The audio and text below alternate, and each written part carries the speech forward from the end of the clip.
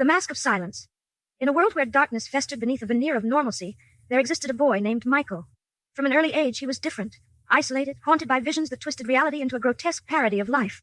While other children laughed and played, Michael sat in the corners, his eyes vacant, as if he were watching a horror film that only he could see.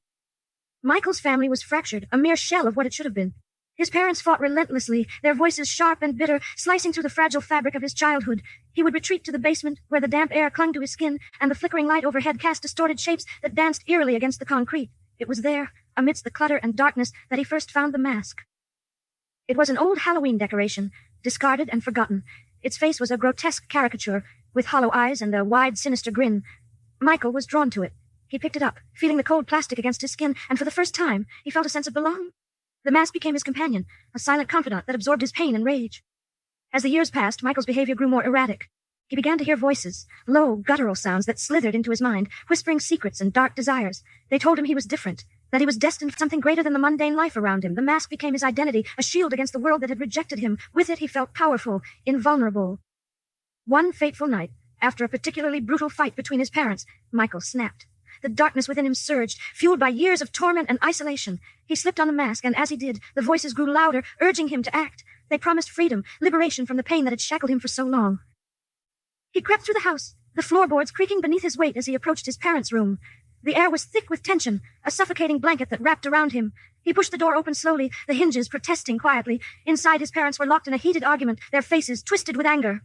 With a primal scream, Michael lunged forward, the mask obscuring his face, turning him into something other than a boy. In that moment, he was the embodiment of his rage, a vessel for all the pain he had endured. He grabbed the nearest object, a kitchen knife, and plunged it into the chaos that had been his life. The screams that followed were horrific, the echoes of his parents' despair vibrating through the night. Michael felt a rush of exhilaration, a high unlike anything he had ever experienced. As their bodies lay still, he stood over him, the mask now stained with the remnants of his past. But the darkness did not fade. It only deepened. The voices, now emboldened, whispered promises of more. They urged him to embrace his true nature, to become the monster that lurked beneath the surface.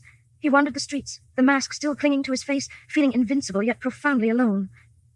With each passing year, Michael became a ghost in the neighborhood, a figure of fear, a myth that adults whispered about to scare their children. But he was very real. He stalked the alleys and backyards, always watching, always waiting. The mask had become his second skin, a symbol of his transformation from a boy into something far more sinister.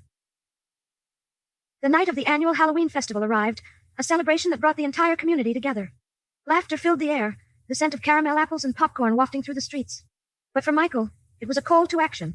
He blended into the crowd, a silent predator cloaked in the guise of a normal boy. As revelers danced and celebrated, Michael's heart raced with anticipation. He moved through the throng, his mask hiding the twisted grin that had become his signature. The voices urged him on, promising satisfaction, a release from the suffocating silence that had haunted him for so long.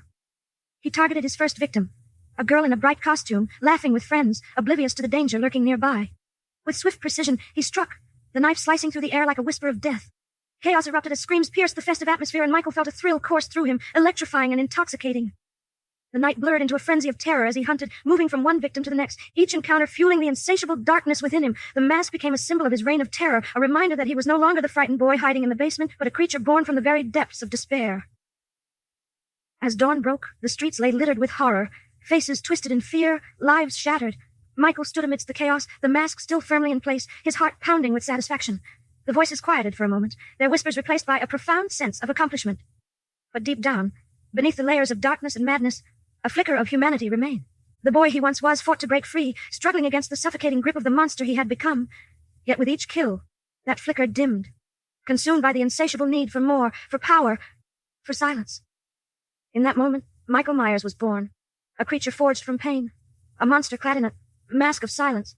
As he faded into the shadows, the world would never forget the terror he unleashed, nor the boy who had once wandered the streets, lost and alone, searching for a place to belong.